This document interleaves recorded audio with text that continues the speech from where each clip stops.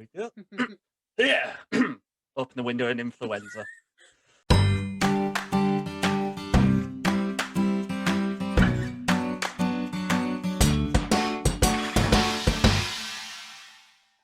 So, hi guys, welcome back to Interval Conversations. I'm so glad to be joined today by one of my university friends, Miss Laura Jane Hunt. Laura, how are you doing? Hello!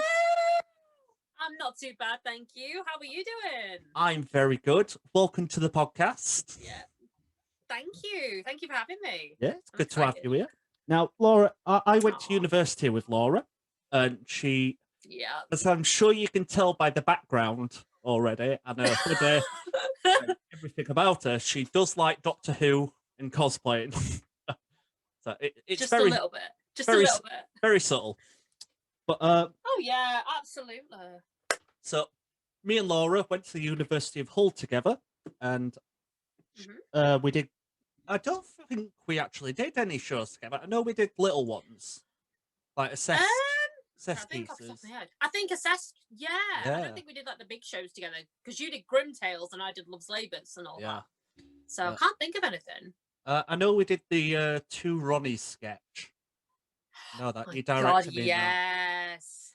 the I did, supermarket one. yeah. Oh my God, that was ages. Oh my God, Yeah, yes. And you were Ronnie Corbett. yeah. So that was an interesting one. Was it? And Was it Finn because? was Ronnie Barker. Yeah. Is it because I was the short one out of the two of us? Yeah. And also because I thought, oh, you probably work better with the kind of comic timing. Yeah. So I was like, I made the right call. So proud of But that. before we get into like the university stuff properly, how did you first Oh, become interested in and involved in the industry? well, that's a really good question because I would say my first instance with theatre was probably when I was like really little. I started going dancing and we used to do end of year shows. And then I used to love getting into fancy costumes and dancing about, and I loved it. And then I would get acting roles within the shows. And then I joined an amateur theatre group in my local area, kind of took on some roles there, which was really, really good fun. and and then I went to college and just really enjoyed doing it in college. And my teacher said, you should go to university to do drama. And I'm like, oh, okay. My friend happened to be in the year above at Hull. And I was like, oh, is it any good? So I had a look round and I was like, oh, I really like Hull. It's really nice. And then I got an unconditional offer and I cried because I was so happy. And You, then you it crying? kind of evolved from there. Yeah, I know, right? I'm an emotional baby. Like I cry at literally everything. Oh, So you sort of touched upon joining like Amdram societies and stuff. Could you tell us about some of your show experiences? So what shows? oh yeah.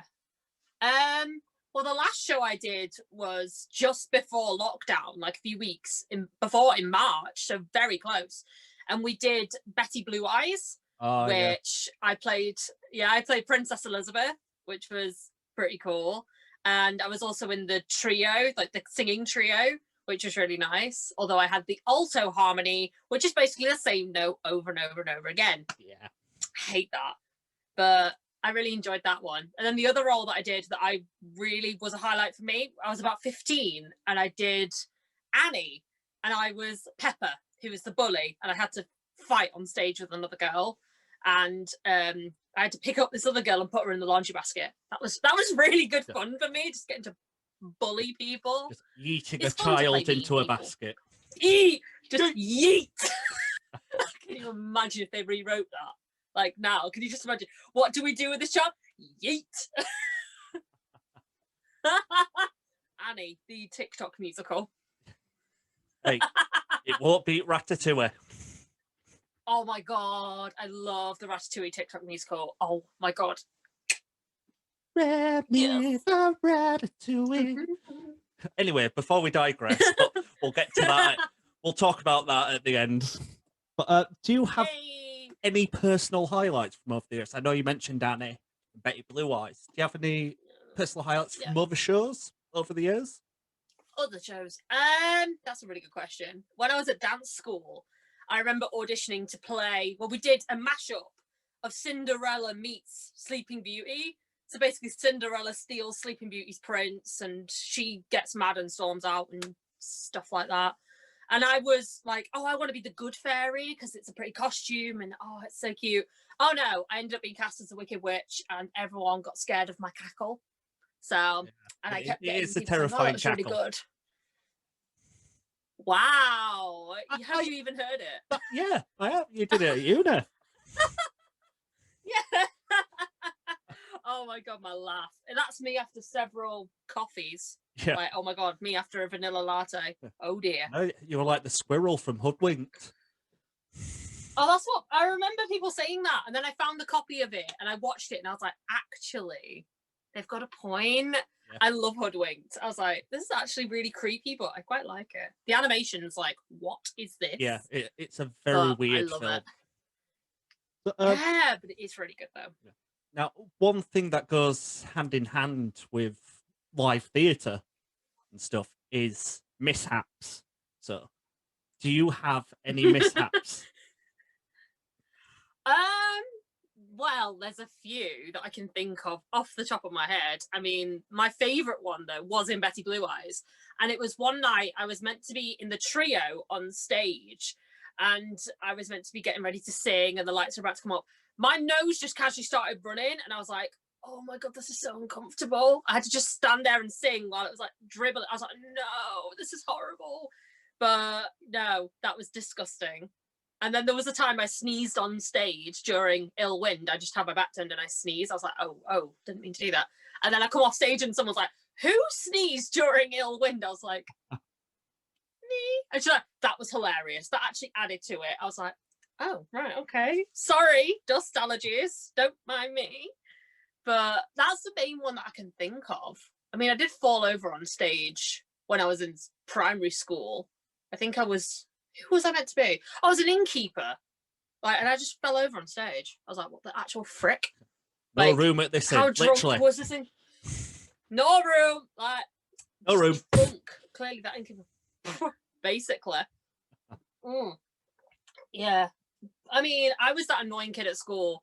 I remember mum telling me when I was in my first nativity, I really wanted to be a narrator. I was cast as a shepherd and I was bummed out. And every time this narrator stood up and spoke, I was an arsehole. I stood up as well and started mouthing the lines along with them. And it's all on video. And I watched it recently and I was like, attention-seeking child alert. I craved attention as a child. Just attention whore, I guess. So, going back to some of the shows you've done as well, I remember at university for our big Makey P sort of season, you were in Love Labour's Lost, weren't you? Yes, I was. I was Lady Catherine. Yeah. Oh could you tell us about that show? How was it styled? What were the rehearsals like? Well, the rehearsals were quite interesting because, you know, some people were not turning up on time. Some people didn't turn up because they were ill, so that was fun. I remember once, Matt, he was playing, who was he playing? Barone, and he had to leave, like, to go to work. And I just went to Jake because I was like, look, I know his line, like, I know his blocking, and I remember some of his lines. Do you want me to be him? I'm like, he's like, yeah, all right then. So I was like starting to be a swing, which was really cool. A swing for Matt Galloway, if that's possible. But no, I mean, the audition process was interesting because I was like, we had to sing a song. I brought my guitar and everything because I'm an asshole. And then we did some acting bits. And then I never found out who I was originally. It was a toss up between two characters, Catherine or Maria, between me and Christina. And they had to decide. They couldn't decide. So we had to decide amongst ourselves. I'm like, I guess, who do you want to be? She's like, I literally don't care. Like, you pick. I'm like, I'll be Catherine then. I don't know. So I ended up being Catherine, and my suitor was Dumaine, who ended up being played by Chloe, which I thought was really interesting. Oh, bless Chloe. She's lovely. But it was such a fun experience to be a part of, such a big cast and everything. And I remembered being like, I want to do something for everyone. And I ended up making little cards and friendship bracelets, and then gave it to everyone like, I've got a present for you. I'm like, oh my God, Laura, you sentimental sad act. Like, it was hilarious, but they all loved it. Yeah. Matt Collins, who was our director, keeps sending me pictures of it being hung up, and I'm like, that's just sweet. It's so weird, but I loved it. It was amazing. Because So, I know one thing you love, and you did the like. There'd be days at uni where you just come in costume, which oh leads on God. to our. You're a big fan of cosplay. Yes, I am indeed. Could you That is true. Could you tell everyone how you first got involved in cosplay? Like, where did the passion for that start? Ooh. Well, I've always loved dressing up ever since I was really tiny. Like, I was that kid who always went to the dressing up box and raided it. And it was just, oh, there was this one ballet dress that I used to wear all the time. It was amazing. But I guess I kind of stopped when I got to be a teenager. But then my friend Julia, my best friend, she told me about this convention. I was like, oh, what's that? What's a convention? And she said, oh, it's basically where nerds meet up and we dress up and stuff. And she showed me some pictures. I was like, that's really cool. And I was going to go with her to that convention, but then I ended up being on holiday, so I couldn't go. But then the next year I was able to go. And I was like, what can I wear? And I was like, it's a sci-fest and it had a TARDIS on it and everything. I'm like, well, I like Donna Noble. So I found a wig in a shop for £5 and I found a shirt in a charity shop and I had everything else and my grandma lent me some shoes. And so I went to this convention in costume for the first time and it was so weird. I had a Dalek come up to me and start sassing me and I'm like, all of a sudden it was like I'd changed. I was like, oi, watch it, Rusty, or something like that. I even put on an accent. It was embarrassing. I did win a Doctor Who quiz though that day. 6 out of 15, but most of the questions were about the classic series. Yeah. So it's like, how the frick should we know? But yeah, and then I got to go up on stage with this professional Capaldi cosplay and we just had a sass match. It was great. And then the Clara cosplay winner was like, I actually quite like Donna. And I'm like, you got served, you got told. But that was an interesting day and it kind of spiraled from there. But it didn't really get to what it is now until I got to uni and I went to the Doctor Who Society and I made friends with an amazing bunch of people and they were the ones who were like, you should like try this costume. This is how you cosplay. And I'm like, oh, really? That's cool. I see you. And so I started really getting into it from there, which was really, really insane to me. So I've been doing it for 6 years now. Oh my God. It'll be 7 in November this year. That's mad. Oh, wow. I'm a veteran. Because I've always noticed, and I'm sure people within our drama department noticed, when you have the costumes on, cosplays on in like lessons or just hanging around, there was a definite confidence boost within yourself. So how do you find it helps? I think for me, it's kind of that childhood notion of pretending to be someone and like embodying that character. So like my Ace jacket is the perfect example. Whenever I put that on, I feel like I'm a badass and I can go beat up a Dalek. Like, it's amazing how much it elevates my confidence. I feel like I just I take on their traits when I put on parts of their costume, even if it's just a jacket and not the full costume. So I remember once turning up in Harry Potter robes because I was going to a book event after and I was going to the library to be in costume and everything. But I thought, I'll wear it all day. Why the hell not? And I just felt like so smart. And I was like, I'm a Ravenclaw. Like, I know what I'm talking about. I'm smart. And what? Hufflepuff all the way. Hey, Hufflepuffs are great. Like, I'm not even gonna kid. Hufflepuffs are amazing. Like, it doesn't matter what house you're in, you're all amazing. All of you. Like, just saying. Hufflepuff is the best. I don't discriminate. Well, I mean, Ravenclaws are pretty cool. Ravenclaws are pretty cool. We're by the kitchen. We have Luna Lovegood, for God's sake. We're by the but kitchen. we have Luna Lovegood. I mean, true, but we have Luna Lovegood. Our head of year is herbology teacher, and we're by the kitchen. Say no more. I mean, we have who's else? Flitwick. Oh my God, we have Flitwick. Yeah. Oh my god. That's the thing. When it's the Goblet of Fire and they're like, oh, the heads of year teach them how to dance. How the heck is Flitwick going to be able to teach people? It's going to be like this. It's going to be like dancing with a little child. It's like, it's going to be really weird. And yet I don't know somehow how that would work. it's more believable Flitwick's teaching than Severus Snape. He'd be brilliant. Oh my god, he'd just be like, Put your hand nope, not on my waist. No, what the hell? Wouldn't he be the one putting the hand on the girl's waist, though? Who knows? Unless he's dancing with another bloke. Oh my god. Anyway. Imagine Drake. Yeah. Anyway, we'll get back to this afterwards. Otherwise, this will be the whole episode. Hey. One thing you're involved with as well, and you have been, like, mainly throughout this lockdown as well, you've been doing a lot of radio dramas, like Doctor Who radio dramas. So how did you get involved with those? So they're like fan audios, which is really amazing. And I signed up through this, well, I'm part of a cosplay group, and this guy was like, oh, we've got an actors pool, so we're just gonna like take names and stuff. And I just randomly put my name in, like, oh yeah, whatever. And then I got an email, I think it was the middle of 2018 or end of 2018. I got an email from this guy, and he's like, oh, would you be interested in playing this character? And I was like, yeah, all right. So it was only very small, but I really enjoyed it. And they're like, oh, can you sound like Romana from Doctor Who? And I was like, I can try. And I did it. And then he's like, yeah, we're going to cast you. And by the way, oh, can you do a Russian accent? I'm like, sort of. And he's like, because our actors just dropped out. We need someone really quick.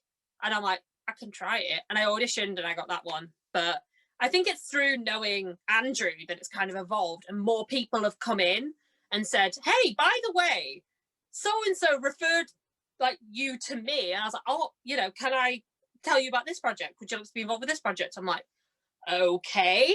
So I've been involved in quite a lot of stuff lately. And you're right, especially through lockdown too, which is really nice. I got to play a chaser, which was really fun, like a robotic chaser, based off of what's her name, Jenny Ryan, the Vixen. Vixen. That was, yeah, the Vixen. I got to be her, like a robotic version of her, like the android, sort of, like from that episode, Bad Wolf. Oh, Bad Wolf. The Anne Robbins Weakest Link one. Yes, it was based off of that. It was kind of, because this guy absolutely loves the chase as well. So he wanted to do an episode combining the game station from Bad Wolf with the chase. And I was like, that is genius. And it was so much fun getting to be an evil chaser and being like, you're gonna die. It was just so much fun. And it was released on Halloween. So it was like really spooky.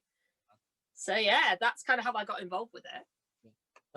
Because how many of them have you done now? Oh my god. There's a lot. Yeah. I mean, I've done a series where I was Robin, a companion. I've done the Vixen, playing the robotic Vixen this year. What else have I done? I've done quite a lot. I have got a few more coming up as well, which is pretty exciting. And what's the other one? I've done a lot. I've lost count. Yeah. But I think the main ones have been the Robin Taylor ones where I was a companion. So that's really, really cool. But I've also done like a short film, which wasn't quite the same as the voice acting, but I was in a short film series over lockdown as well, that was really, really good fun too. So I've been trying to keep busy. Yeah. So and it does link to Doctor Who. Yeah. Because what is the process? What is the process for making those radio dramas? Like, how is it filmed or recorded? So usually I'll be sent the script and it's up to me to record it. And I use Audacity and my microphone to do it. And my little TARDIS, hang on, I might be able to show you this. This is so cool. My little recording booth, which looks like this, and it's got foam on it.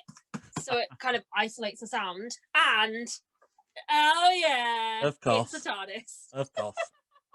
I just got bored and decided to paint it out of cardboard box and foam and duct tape, and that's it. Like, and basically I sit in there, like sit on the floor with that and my headphones on and just read the lines. And there's a really great voice actor who's actually graduated from Hull Uni as well. He's called Peter Kenny, And he gave me some really good advice. He said, when you're recording a line, record it 3 times. You do it once how you perceive it, once how the director perceives it, and then once like completely differently. So you get an option. Sometimes I record more than that, but I will then record it. I will upload it to my Google Drive and then send it over if the file's too big, which it usually is. And then it'll be edited in by the person who's editing it. They'll edit that in. And it was the same with Self-Isolation and Lonely This Christmas, the 2 films I did, because we had to film our parts remotely. I mean, we did meet up over Zoom to do a rehearsal, but with Lonely This Christmas especially, it was like I had to record it on my own, and it was really, really weird. But then seeing it all edited together, it was like, wow, this is amazing. The fact that we've done something like this over lockdown. And I can now say I've been in a film with a former Doctor Who companion, so that's pretty amazing to say on my resume. Because I've noticed as well, you've been doing these Q&As as well. They've popped up like with former companions, and you had the Doctor on one of them, didn't you? Yes. Oh, I did. Yeah, that was at the very beginning. That was in April. That was Colin Baker, who's 6th Doctor, and Nicola Bryant, who was Perry. So, and I was dressed up as Perry because I didn't actually know she was going to be there. Like, at first it was just Colin, but then they were like, oh, by the way, Nicola's going to be there too. And I thought, oh no, she's going to kill me. But no, she applauded me. I was like, oh my God, I love it. I was like, okay. And then there was Janet Fielding, and I got to talk to her. She plays Australian Tegan. And oh, she's there actually. That's a picture of one of her outfits anyway. There she is. But yeah, I met her, and I accidentally drank half a bottle of wine in the process, so I was kind of drunk by the end. I was drunk by the end of it, which was really funny. And who was the other one? Nissa, Sarah Sutton. I talked to her too. Oh my God, she's such a sweetheart. Like, I was called out actually. The host of that thing said, oh, there's a lady in the chat who's dressed as Nissa, Sarah. I don't know if you noticed. And I'm just there like, oh my God, no. And he's like, oh, she's covering her face now. I'm like, I could have slapped him, but unfortunately he's all the way in Gloucester. He's in Gloucester and I'm here, so I can't reach that far to slap him. So, but in my mind, yeah, I was, it's the thought that counts a lot. Yeah, exactly. It's the thought that counts. It's like Christmas presents. It's the thought that counts. Yeah. Oh, there's my tea. There's your tea. But yeah, I put it on the floor. I just have one last question for you. Mm-hmm. What advice do you have for anyone wanting to get involved in either theatre, cosplay, radio dramas? What advice do you have for them? That's a really interesting question. I would say my main advice is don't give up hope. If something doesn't quite go to plan, then try and keep an open mind. I mean, I've always said that I remember when I was younger, I always said, oh, I'm going to do this, and then I'm going to go into the industry this way. And it's like, I never thought I'd ever go to university, but having gone through university, it's actually opened more opportunities for me to do stuff. So I would definitely say, don't give up hope, and keep your options open. And you might be surprised. Like, I wouldn't have thought, if you'd have told 11-year-old me that I'd be doing a short film alongside Louise Jameson, I would be like, no way, that's bollocks, like, no. Or I'd be doing radio drama, be like, what? No. But there's so many advantages to radio drama, and I think, just don't give up hope and keep your options open, I guess, is the main advice that I would have. Yeah, that is some brilliant advice. So, Laura, thank you so much for joining me today. Well, thank you for having me. It's all right. And thank you, guys. It's amazing to be here. Yeah. Yeah, thanks, guys. Yeah. Thank you, guys, for tuning in to another episode of Interval Conversations.